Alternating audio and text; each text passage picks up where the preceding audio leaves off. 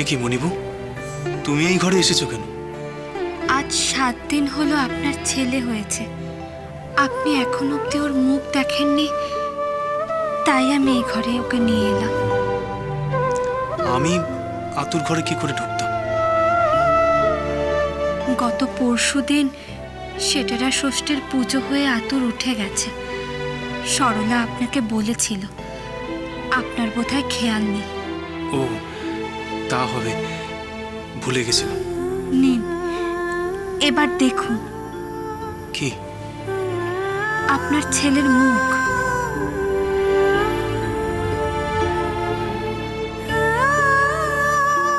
ওর নাম শঙ্কর রাখলাম, কিন্তু আপনি আগেই ঠিক করে রেখেছিলেন।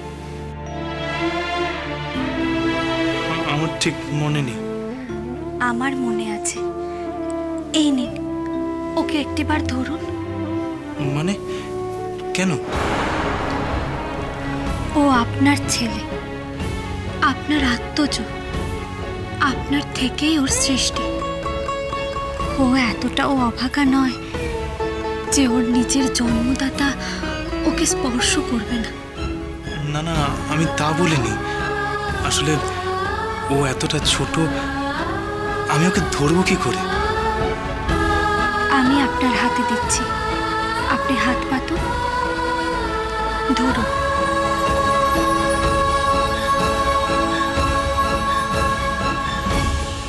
अपुत्रालभते पुत्रं त्रिपक्षं श्रवणं यदि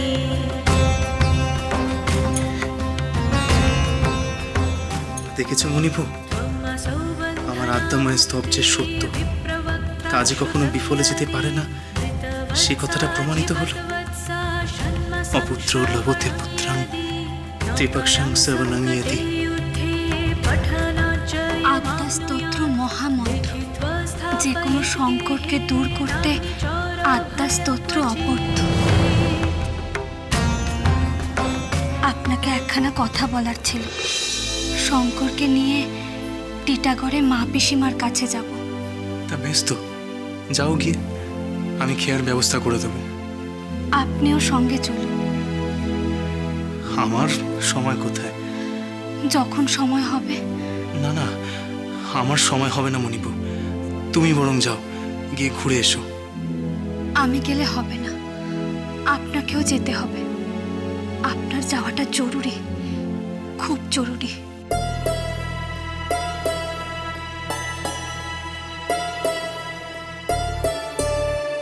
তুমি কি কিছু ইঙ্গিত পেয়ে আমাকে বলছো? আমি বললাম তো, আপনাকেও যেতে হবে, আপনিও চলুন। বেশ, আমি যাব।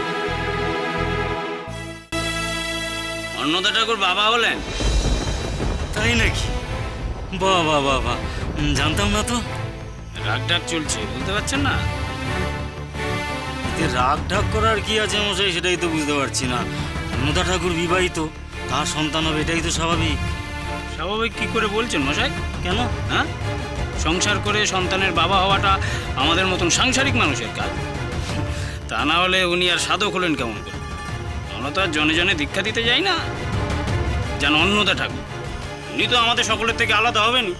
না না না না না না, এটা বড্ড আপনি এক পেশে ভাবছেন, বুঝলেন? এটা ঠিক নয়। আর তাছাড়া ওই রামপ্রসাদও তো সাধক ছিলেন। আর বামা কাপা, তৈলঙ্গ স্বামী, এনারাও তো সাধক ছিলেন। এই সেদিনের স্বামী বিবেকানন্দও সাধক ছিলেন। না না না না, এসব ঠিক হচ্ছে না। আরে শচীন বাবু, ব্যাপারটাকে ধামা চাপা দিয়েও ঠিক কাজ করছেন না। আমার মনে হয় আমাদের সকলেরই এ ব্যাপারে এবার ভাবা উচিত। এই চলো গো, অনেক রাত হলো, চলো সব, চলো চলো চলো চলো চলো, কাল সকালে ভাবছি একবার মন্দির কমিটির কাছে যাব, গিয়ে বলবো এরকম অনর্থ কিন্তু চলতে দেওয়া যায় না।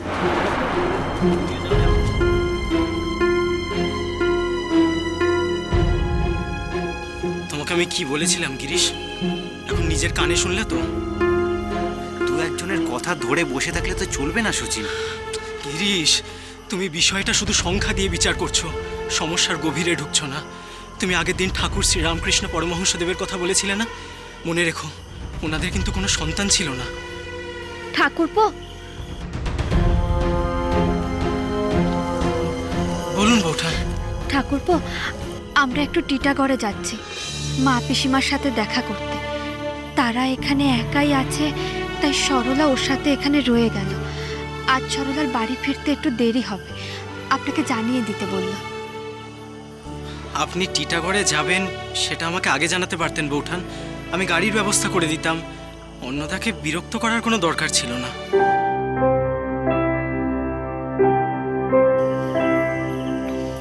না ঠাকুরপো, মা পিসিমার কাছে ওনার যাওয়াটা দরকার। আমিও জানি বৌঠান, অন্নদার ওখানে যাওয়াটা খুবই দরকার। ওনারাও অন্নদাকে বারবার যেতে বলেন, কিন্তু অন্নদা ওখানে গেলে খুবই অস্বস্তি বোধ করে, তাই জন্যই বলা। এবারও ওনার অস্বস্তি হচ্ছিল, আমি ওনাকে জোর করে নিয়ে যাচ্ছি। এত জোর জবরদস্তি করার কি কোনো দরকার আছে বৌঠান? দরকার আছে ঠাকুরপো, সেটা আপনারা সময় এলেই বুঝতে পারবেন। আসুন।